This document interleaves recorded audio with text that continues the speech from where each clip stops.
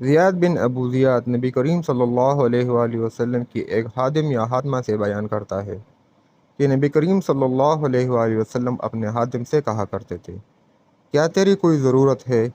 ایک دن اس خادم نے کہہ دیا، اے اللہ کے رسول صلی اللہ علیہ وآلہ وسلم، میری ایک ضرورت ہے۔ آپ صلی اللہ علیہ وآلہ وسلم نے فرمایا، تیری کیا ضرورت ہے؟